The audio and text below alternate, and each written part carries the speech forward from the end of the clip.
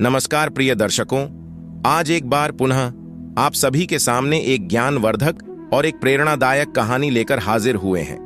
दर्शकों, इन 5 प्रकार की स्त्रियों पर कभी भी भूलकर विश्वास मत करना, अन्यथा मुसीबत में पड़ जाओगे। आज की कहानी ज्ञानवर्धक भी है और साथ ही प्रेरणादायक भी है। आज के इस कहानी में आप लोगों को ये सीखने को मिलेगा कि कभी भी इन 5 प्रकार की स्त्रियों पर विश्वास नहीं करना चाहिए, और जो मनुष्य इन 5 प्रकार के स्त्रियों पर आंखें बंद करके विश्वास करता है वे हमेशा अपने जीवन में दुखी और गरीब रहता है, साथ ही हजारों प्रकार की मुसीबतों को झेलता है। दर्शकों, इसी प्रकार आज के इस कहानी में हम सभी जानेंगे कि इन 5 प्रकार के स्त्रियों पर भूल कर भी विश्वास नहीं करें, अन्यथा मुसीबत में पड़ जाओगे। दर्शकों, अगर आप इस चैनल पर पहली बार आए हैं तो चैनल को सब्सक्राइब जरूर कर दीजिएगा, साथ ही वीडियो को लाइक करके बेल आइकन को प्रेस जरूर कर दीजिएगा ताकि हमारी आने वाली नई वीडियो का नोटिफिकेशन आप सभी को समय समय पर प्राप्त हो सके। दर्शकों, आपके एक सब्सक्राइब करने से हमारा मनोबल बढ़ता है, तो दर्शकों अगर हो सके तो इस कहानी को, प्रेरणादायक और ज्ञानवर्धक प्रसंग को अपने अपने मित्र बंधुओं तक, अपने अपने सहपाठियों तक जरूर शेयर करें ताकि उन्हें भी इस ज्ञानवर्धक प्रसंग का लाभ प्राप्त हो सके। तो दर्शकों, आइए ज्यादा विलंब न करते हुए आज के इस प्रसंग को शुरू करते हैं। दर्शकों, प्राचीन समय की बात है। एक नगर में एक गरीब बूढ़ा साधु रहा करता था। गरीब बूढ़ा साधु अपने घर में अपनी पत्नी के साथ रहता था, परंतु जो वह साधु था वे साधु अपने घर में आर्थिक तंगी से बहुत परेशान था। साधु के घर में खाने के लिए दाना नहीं था, पीने के लिए पानी नहीं था, यानी कि साधु के घर में अन्न का दाना तक नहीं था, और कई कई दिनों तक तो साधु और साधु की पत्नी दोनों को ही भूखा सोना पड़ता था। दर्शकों, इस ताबड़तोड़ तंगी की वजह से गरीब साधु काम के सिलसिले में नगर की ओर भटकता, परंतु उसे कोई काम नहीं मिलता। और फिर एक दिन की बात है, उसे कोई आदमी बताता है कि साधु महाराज, हमारे इस नगर में कई मीलों दूर एक तालाब है,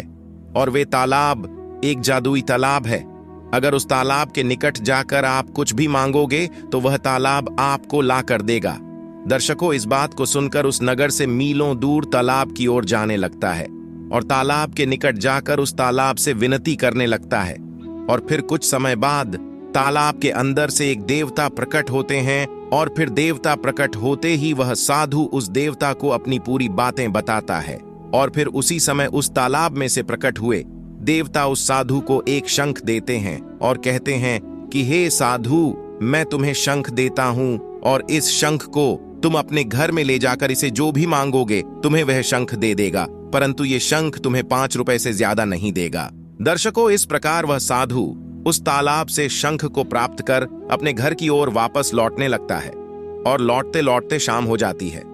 और जैसे ही शाम का समय होता है वह साधु सोचने लगता है कि अभी बहुत रात हो चुकी है, और रात के समय चलना मतलब शैतान का काम होता है, इसीलिए मुझे अब कहीं ना कहीं रुकना ही चाहिए, विश्राम करना चाहिए। तो दर्शकों, जैसे ही वह साधु देखता है तो उसे एक पास में ही एक हवेली दिखाई देती है। दरअसल वह हवेली एक जमींदार की होती है, एक सेठ की होती है। और फिर उस हवेली के दरवाजे पर जाकर जैसे ही गरीब साधु उस हवेली के दरवाजे को बजाता है तो वहां से उस हवेली का मालिक जमींदार आता है, और जमींदार अपने घर के मुख्य द्वार पर साधु को देखकर बहुत प्रसन्न होता है और उनका आशीर्वाद प्राप्त करता है। उसके बाद में वे साधु महाराज उस जमींदार से कहते हैं कि जमींदार जी, मैं बहुत दूर से आया हूं और मुझे बहुत दूर जाना है, और रात्रि भी बहुत ज्यादा हो चुकी है, तो मैं आपसे आग्रह करता हूं कि आज रात मुझे यहां रुकने की इजाजत दे, और सुबह होते ही मैं यहां से निकल जाऊंगा। दर्शकों, ये सुनकर जमींदार बहुत प्रसन्न होते हैं और यह कहने लगता है कि हे महाराज, हमारा भाग्य धन्य है जो हमें आज एक साधु संत की सेवा करने का मौका मिला है। दर्शकों, यह कहकर वह जमींदार साधु को अंदर बुला लेता है और उसकी खूब सेवा करने लगता है। और जैसे रात्रि होने लगती है तो वह साधु जमींदार से कहता है कि जमींदार जी, अब भी शाम हो चुका है और मुझे पूजा करनी है, तो मैं आपसे आग्रह करता हूं कि आप मुझे पूजा करने के लिए थोड़े से फूल ला कर दे। दर्शकों, फिर साधु की बात सुनकर वह जमींदार अपनी हवेली के दूसरे कक्ष में फूल लेने के लिए जाता है तो गरीब साधु सोचने लगता है कि अब भी मेरे पास मौका है, क्यों ना मैं उस तालाब में देवता के द्वारा दिए गए उस शंख का प्रयोग करूं। क्या सच में यह पैसा देता है? तो दर्शकों, फिर उस सेठ के जाने के बाद जैसे ही वह साधु शंख को निकालकर शंख से पैसे मांगने लगता है तो शंख उसे 5 रुपये दे देता है। और यह सारी घटना जमींदार और जमींदार की पत्नी दोनों ही छुप कर देख रहे होते हैं। उसके बाद में जमींदार सोचने लगता है कि जब ये साधु हमारे घर में पहली बार आए थे और जब इन्होंने इस शंख को संभाल कर रखा था, तभी मैं समझ गया था कि कुछ न कुछ तो करामात इस संघ की है। दर्शकों,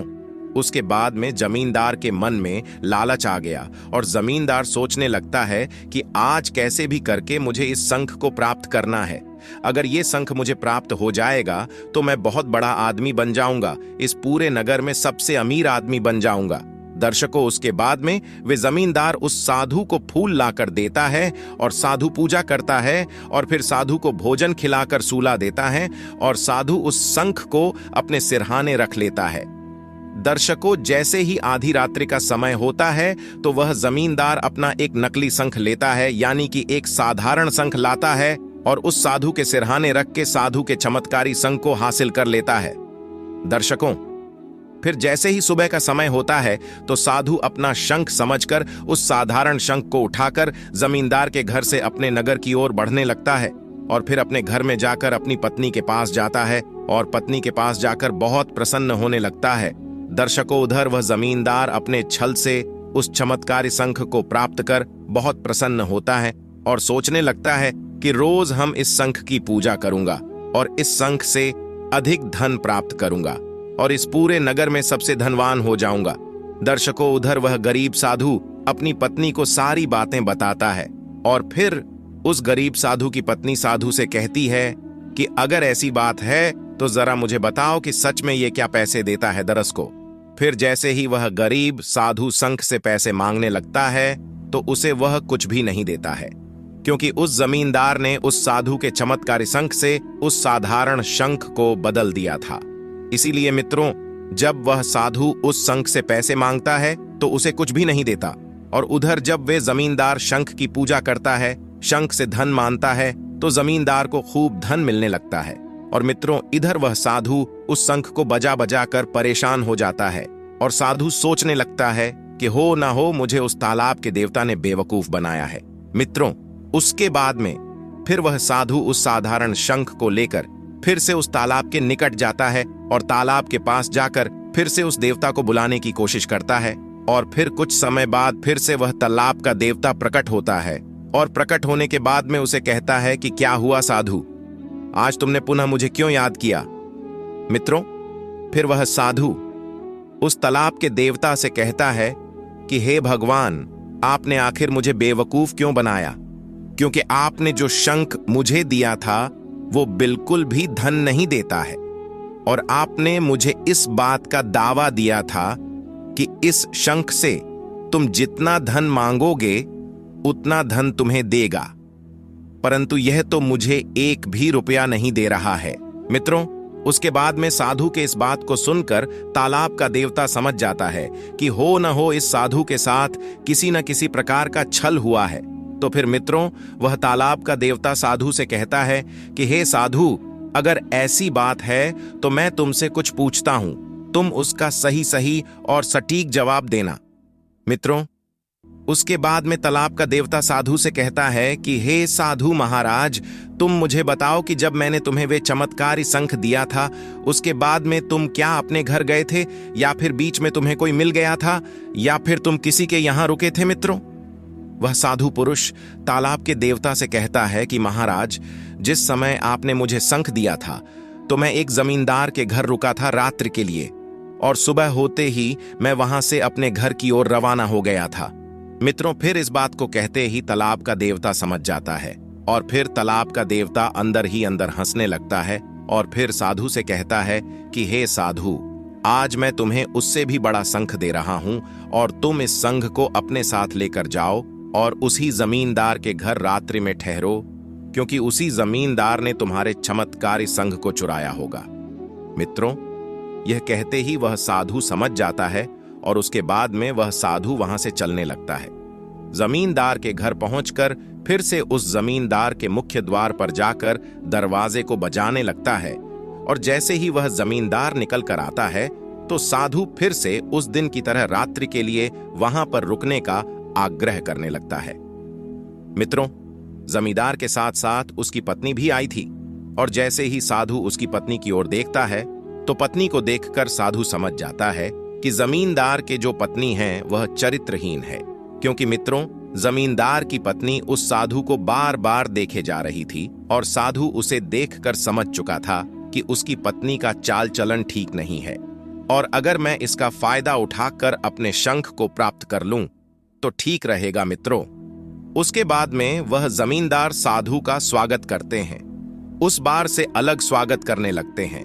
और फिर जैसे ही रात्रि का समय होता है तो वह साधु उस जमींदार की पत्नी के पास जाता है और जमींदार की पत्नी से कहता है कि मैं तुमसे बहुत प्रेम करता हूं और मैं तुमसे मिलने के लिए रोज आया करूंगा, परंतु तुम्हें मेरा एक काम करना होगा। उसके बाद में जमींदार की पत्नी उस साधु से कहती है कि क्या करना होगा, तो साधु कहता है कि अभी मैं कुछ समय बाद पूजा करने वाला हूं, तो पूजा के समय तुम्हारे पति को मेरे पास बैठाना है। मित्रों, उसके बाद में फिर कुछ क्षण बाद जब वह गरीब साधु पूजा करने लगता है तो उसकी पूजा करते समय जमींदार उस साधु के पास आकर बैठ जाता है, और फिर साधु जब उस तालाब के देवता के द्वारा दिए गए बड़े शंख को निकालकर उस शंख से कहता है कि मुझे 5 रुपए चाहिए, तो वह शंख कहता है कि 5 नहीं 10 मांगो। मित्रों, फिर वह साधु 10 मांगता है तो वह शंख कहता है कि 10 नहीं 20 मांगो। मित्रों, फिर वह साधु 20 मांगता है तो शंख कहता है कि 20 नहीं 30-40 मांगो। इस प्रकार जब साधु शंख से कुछ भी मांगता तो शंख उस संख्या को बढ़ाकर मांगने को कहता। फिर वह साधु शंख से कहता है कि चलो अभी मुझे कुछ नहीं चाहिए, मैं कल अपने घर जाकर मांग लूंगा। मित्रों, उसके बाद में वह जमींदार इस पूरी घटना को वहीं पर बैठे बैठे देखता है, तो जमींदार सोचने लगता है कि अरे, ये तो उस पुराने वाले शंख से भी ज्यादा चमत्कारी है, क्योंकि वह शंख तो केवल एक दिन में 5 रुपये ही देता है, और ये शंख एक दिन में 20 मांगने को कहें तो 40 को कहता है। मित्रों, बड़े शंख को देखकर उस जमींदार के मन में लालच पैदा हो जाता है, और जैसे ही रात्रि का समय होता है वे जमींदार उस 5 रुपये देने वाले शंख को उठाता है और साधु के पास जाकर उस बड़े शंख को उठाकर उसके पास 5 रुपए देने वाले शंख को रख देता है और बड़े शंख उठाकर अपने घर में छुपा देता है। मित्रों, जैसे ही सुबह का समय होता है तो वे साधु अपने उस असली 5 रुपए देने वाले शंख को उठा लेता है और समझ जाता है कि जो होना था वह हो गया है, और उस 5 रुपए देने वाले शंख को उठाकर मन ही मन हंसता हुआ अपने घर आ जाता है, और घर जाकर अपनी पत्नी से कहता है कि भाग्यवान, आज मैं एकदम असली और चमत्कारी शंख लेकर आया हूं। मित्रों, उसके बाद में जैसे ही वह साधु शंख को अपनी पत्नी के पास जाकर बजाता है तो वह शंख वास्तव में 5 रुपए देने लगता है, और जब उधर जमींदार उस साधु से बड़े शंख को चोरी कर खुशी होता है और जब शंख को बजाता है तो वो शंख उस जमींदार से कहता कि 10 नहीं 20 मांगो।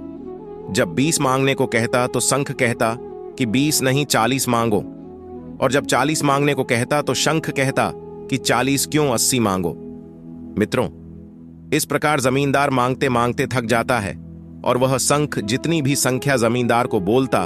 उसे बढ़ाकर बोलने को कहता, और उसके बाद में वे जमींदार समझ जाता है कि हो न हो यह उसी साधु का कोई करतूत है, उसी ने मुझे बेवकूफ बनाया है और यह शंख नकली है। मित्रों, उसके बाद में फिर जमींदार की पत्नी जमींदार के पास आती है और जमींदार से कहती हैं कि आपके लालच के कारण ही आपके हाथों से 5 रुपये देने वाला शंख भी जा चुका है। मित्रों,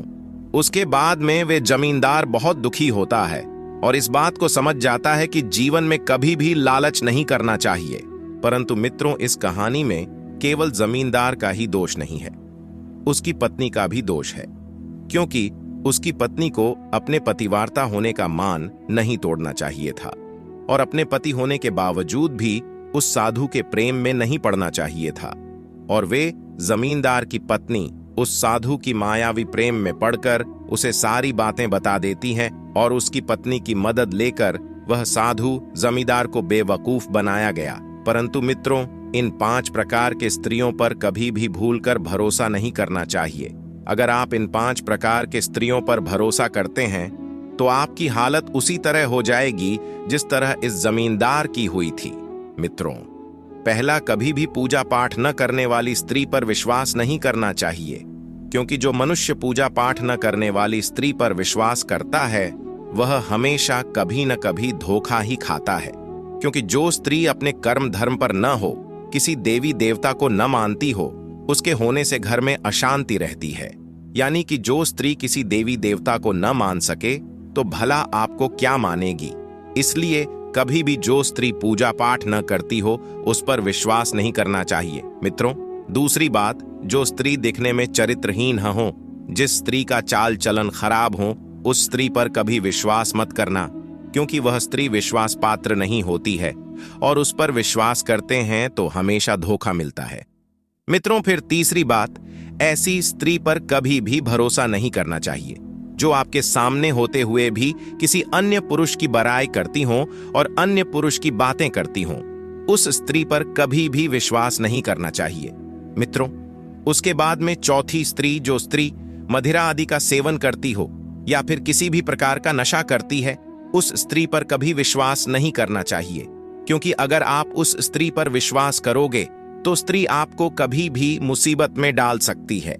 और मित्रों, फिर आखिरी, जो स्त्री बात बात पर रोने वाली हो, वैसे स्त्रियों पर कभी विश्वास नहीं करना चाहिए, क्योंकि जो मनुष्य बात बात पर रोने वाली स्त्रियों पर विश्वास करता है वे हमेशा से ही विश्वास में धोखा खाता है। मित्रों, इस प्रकार इन 5 प्रकार के स्त्रियों पर कभी भी भरोसा नहीं करना चाहिए या विश्वास नहीं करना चाहिए। तो उम्मीद करते हैं कि आपको यह ज्ञानवर्धक और प्रेरणादायक कहानी पसंद आई होगी। ये कहानी आपको कैसी लगी हमें कमेंट बॉक्स में जरूर बताइएगा। साथ ही मिलते हैं आपसे एक अगले वीडियो के साथ। तब तक के लिए नमस्कार, धन्यवाद।